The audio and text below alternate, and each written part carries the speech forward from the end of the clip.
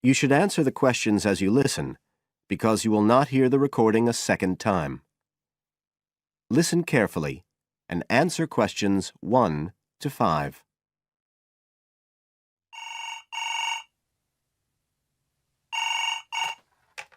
Hello? Oh, hello. I'm ringing about the advertisement in yesterday's newspaper. The one for the bookcases.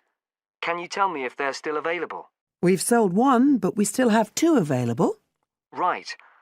Can you tell me a bit about them? Sure. What do you want to know? Well, I'm looking for something to fit in my study. Well, I'm not too worried about the height, but the width's quite important. Can you tell me how wide each of them is? They're both exactly the same size. Let me see, I've got the details written down somewhere. Yes, so they're both 75 centimetres wide and 180 centimetres high. Okay, fine.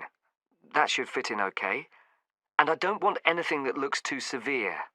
Not made of metal, for example. I was really looking for something made of wood. That's all right. They are, both of them. So, are they both the same price as well? No, the first bookcase is quite a bit cheaper. It's just £15. We paid £60 for it just 5 years ago, so it's very good value. It's in perfectly good condition. Well, they're both in very good condition, in fact. But the first one isn't the same quality as the other one. It's a good, sturdy bookcase. It used to be in my son's room, but it could do with a fresh coat of paint. Oh, it's painted. Yes, it's cream at present. But as I say, you could easily change that if you wanted, to fit in with your colour scheme. Yes, I'd probably paint it white if I got it. Let's see, what else? How many shelves has it got? 6. 2 of them are fixed, and the other 4 are adjustable, so you can shift them up and down according to the sizes of your books. Right, fine. Well, that certainly sounds like a possibility. Before you hear the rest of the conversation, you have some time to look at questions 6 to 10 on page 9.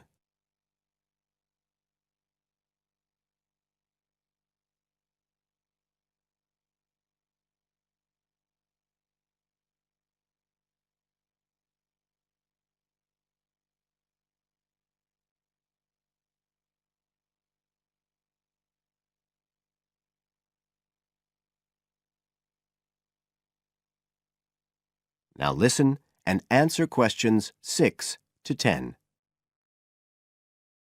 But the second one's a lovely bookcase too. That's not painted, it's just the natural wood colour, dark brown. It was my grandmother's, and I think she bought it sometime in the 1930s, so I'd say it must be getting on for 80 years old, so it's very good quality. They don't make them like that nowadays. And you said it's the same dimensions as the first one? Yes, and it's got the 6 shelves, but it also has a cupboard at the bottom that's really useful for keeping odds and ends in. Right. Oh, and I nearly forgot to say, the other thing about it is it's got glass doors, so the books are all kept out of the dust.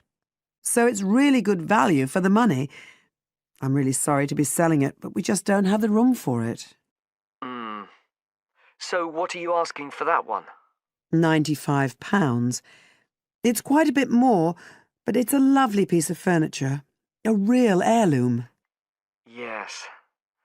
All the same, it's a lot more than I wanted to pay. I didn't really want to go above 30 or 40. Anyway, the first one sounds fine for what I need. Just as you like. So, is it all right if I come round and have a look this evening? Then, if it's okay, I can take it away with me. Of course. So you'll be coming by car, will you? I've got a friend with a van, so I'll get him to bring me round. If you can just give me the details of where you live. Sure. I'm Mrs. Blake. B-L-A-K-E. That's right. And the address is 41 Oak Rise. That's in Stanton. Okay. So I'll be coming from the town centre. Can you give me an idea of where you are? Yes. You know the road that goes out towards the university? Yes. Well, you take that road and you go on till you get to a roundabout. Go straight on, then Oak Rise is the first road to the right. Out towards the university, past the roundabout, first left. First right. And we're at the end of the road. Got it. So I'll be round at about 7, if that's all right. Oh, and my name's Connor. Connor Field. Fine. I'll see you then, Connor. Goodbye. Goodbye. That is the end of Section 1. You now have half a minute to check your answers.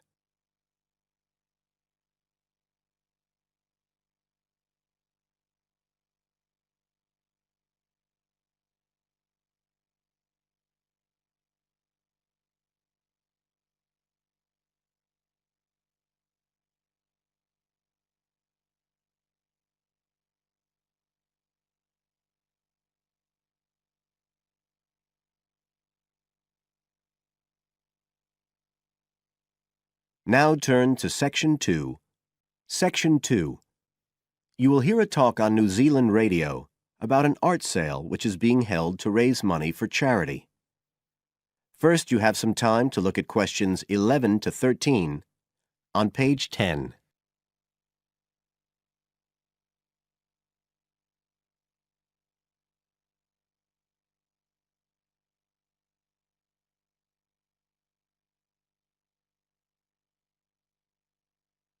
Now listen carefully and answer questions 11 to 13. One of the most anticipated art events in Christchurch is the charity art sale organised this year by Neil Curtis. Neil, tell us all about it. Well, Diane, this looks like being the biggest art sale yet. And the best thing about it is that the money raised will all go to charity. So what you probably want to know first is where it is.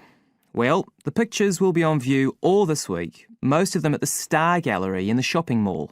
But we have so many pictures this year that we're also showing some in the cafe next door. So do drop in and see them any day between 9 and 5. Now, if you're interested in buying rather than just looking, and we hope a lot of you will be, the actual sale will take place on Thursday evening, with sales starting at 7:30. Refreshments will be available before the sale, starting at 6:30. We've got about 50 works by local artists showing a huge range of styles and media, and in a minute I'll tell you about some of them. You're probably also interested in what's going to happen to your money once you've handed it over. Well, all proceeds will go to support children who are disabled, both here in New Zealand and also in other countries. So you can find an original painting, support local talent, and help these children all at the same time. Before you hear the rest of the talk, you have some time to look at questions 14 to 20 on page 11.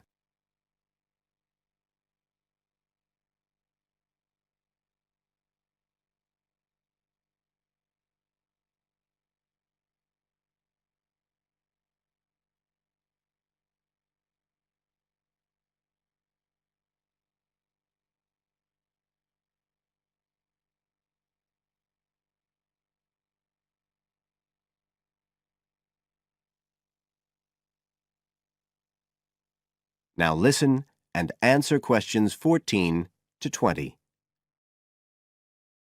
Now, let me tell you a bit about some of the artists who have kindly agreed to donate their pictures to the charity art sale. One of them is Don Studley, who has a special interest in the art sale because his 5-year-old daughter was born with a serious back problem. After an operation earlier this year, she's now doing fine, but Don says he wants to offer something to help other less fortunate children. Don is totally self-taught and says he's passionate about painting. His paintings depict some of our New Zealand birds in their natural habitats. One relative newcomer to New Zealand is James Chang, who came here from Taiwan 9 years ago at the age of 56. Mr. Chang had 13 exhibitions in Taiwan before he came to live here in Christchurch, so he's a well-established artist, and art has been a lifelong passion for him. His paintings are certainly worth looking at, If you like abstract pictures with strong colour schemes, you'll love them. Natalie Stevens was born in New Zealand but has exhibited in China, Australia and Spain. As well as being an artist, she's a website designer. She believes art should be universal, and her paintings use soft colours and a mixture of media. Most of her pictures are portraits, so watch out, some of them may even be friends of yours. And then we have Christine Shin from Korea. Christine only started to learn English 2 years ago when she arrived in New Zealand, but she's been painting professionally for over 10 years, and she sure knows how to communicate strong messages through the universal language of art. She usually works from photographs and paints delicate watercolours, which combine traditional Asian influences with New Zealand landscapes, giving a very special view of our local scenery. Well, that's all I have time to tell you now, but as well as these four, there are many other artists whose work will be on sale, so do come along on Thursday. We accept cheques, credit cards or cash. And remember, even if you don't buy a picture, you can always make a donation. That is the end of Section 2. You now have half a minute to check your answers.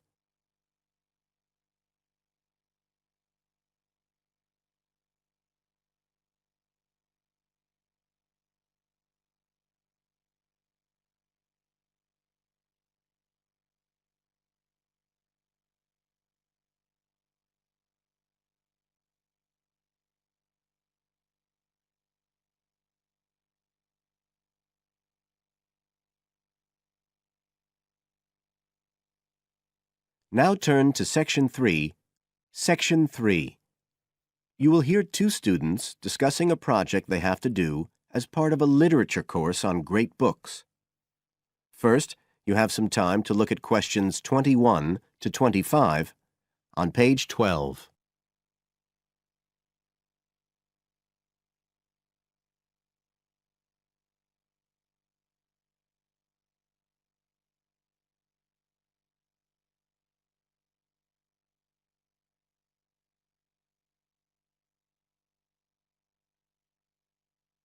Now listen carefully and answer questions 21 to 25. Hi, Joey. How are you doing? I heard you were sick. Oh, hi, Olivia.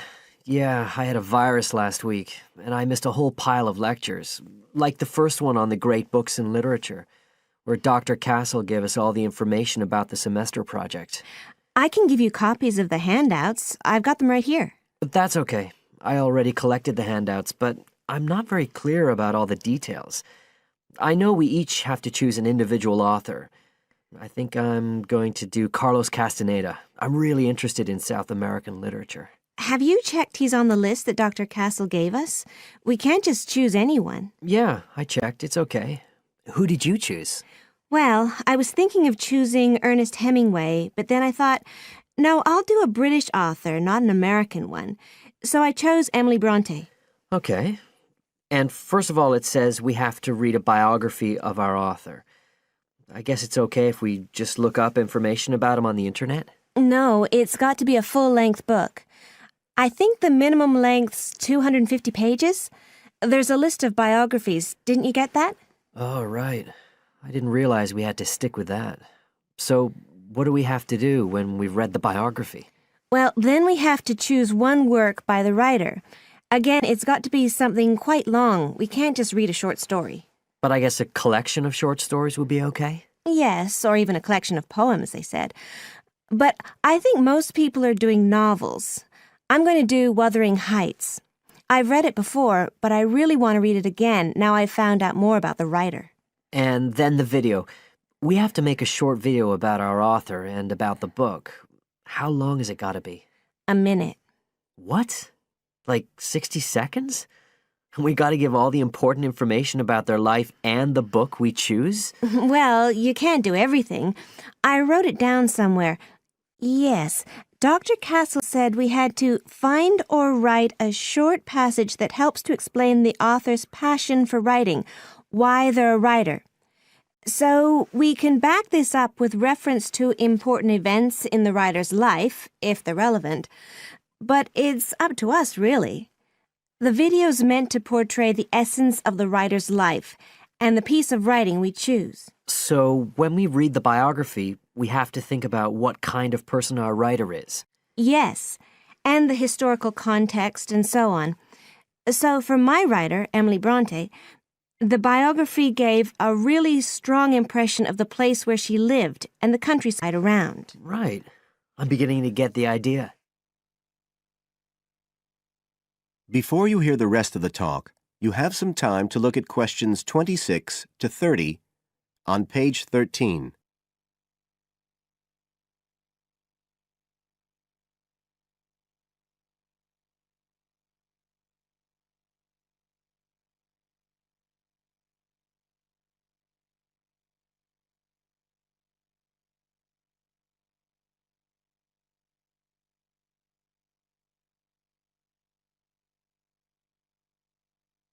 Now listen and answer questions 26 to 30. Can I check the other requirements with you? Sure.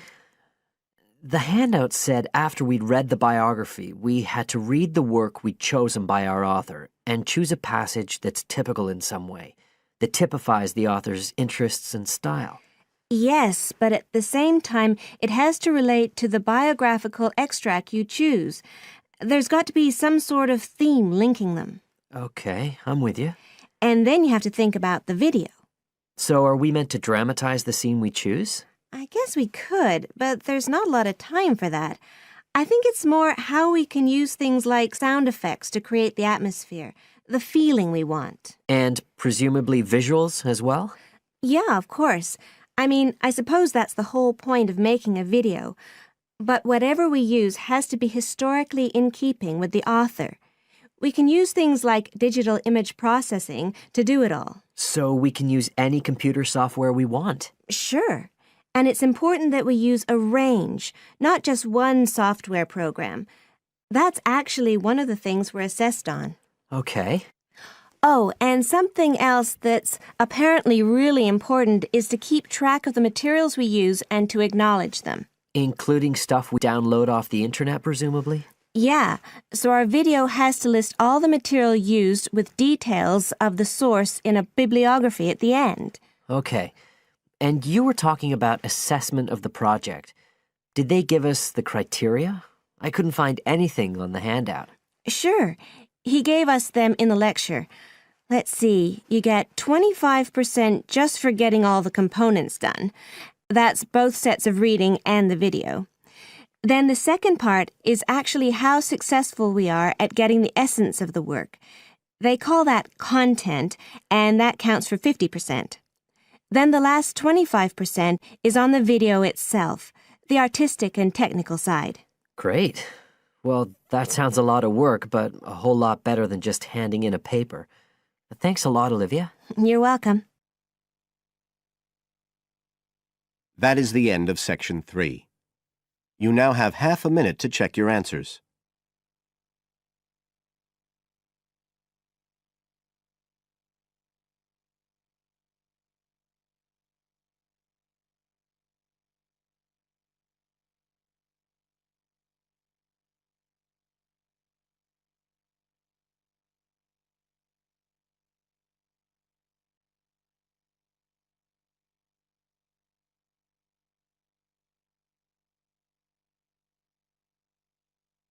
Now turn to section 4. Section 4. You will hear a speaker giving a talk about some recent research about unusual life forms. First, you have some time to look at questions 31 to 40 on pages 14 and 15.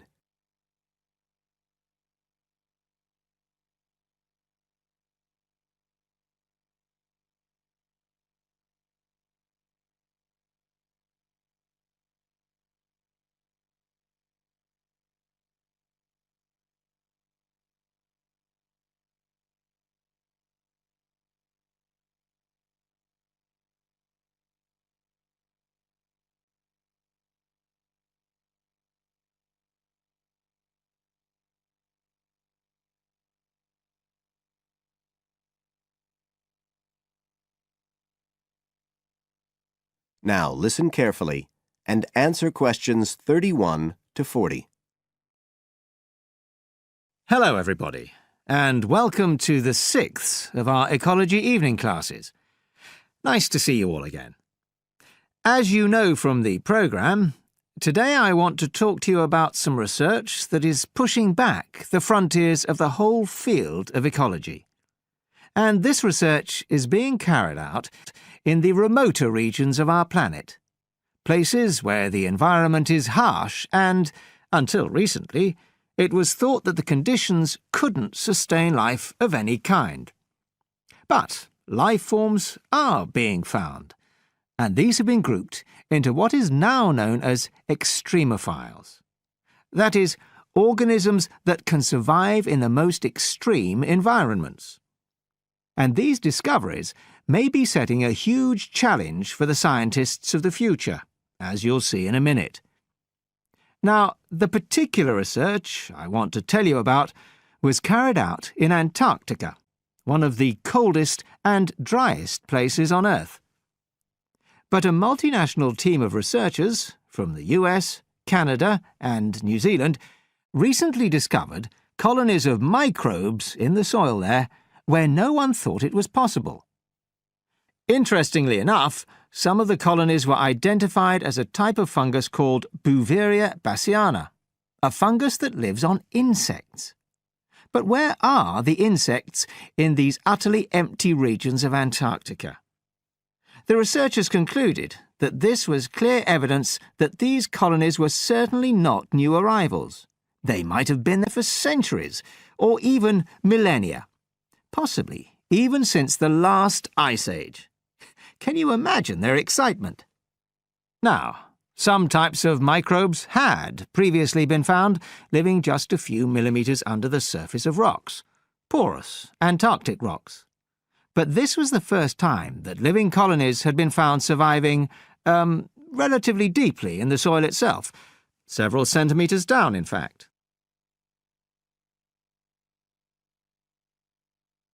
So, the big question is, how can these colonies survive there? Well, we know that the organisms living very near the rock's surface can still be warmed by the sun, so they can survive in their own microclimate. And this keeps them from freezing during the day. But this isn't the case for the colonies that are hidden under the soil. In their research paper, this team suggested that the very high amounts of salt in the soil might be the clue, because this is what is preventing essential water from freezing. The team found that the salt concentration increased the deeper down they went in the soil. But while they had expected the number of organisms to be fewer down there, they actually found the opposite. In soil that had as much as 3,000 parts of salt per million, relatively high numbers of microbes were present, which seems incredible. But the point is that at those levels of salt, the temperature could drop to minus 56 degrees before frost would cause any damage to the organisms. This relationship between microbes and salt, at temperatures way below the normal freezing point of water, is a really significant breakthrough. As you all know, life is dependent on the availability of water in liquid form, and the role of salt at very low temperatures could be the key to survival in these kinds of conditions. Now, the process at work here is called supercooling, and that's usually written as one word. But it isn't really understood as yet, so there's a lot more for researchers to work on. However, the fact that this process occurs naturally in Antarctica may suggest that it might occur in other places with similar conditions, including on our neighbouring planet, Mars. So, you can start to see the wider implications of this kind of research. In short, it appears to support the growing belief that extraterrestrial life might be able to survive the dry, cold conditions on other planets after all. Not only does this research produce evidence that life is possible there, it's also informing scientists of the locations where it might be found. So all of this might have great significance for future unmanned space missions. One specialist on Mars confirms the importance of the interaction. That is the end of section 4. You now have half a minute to check your answers.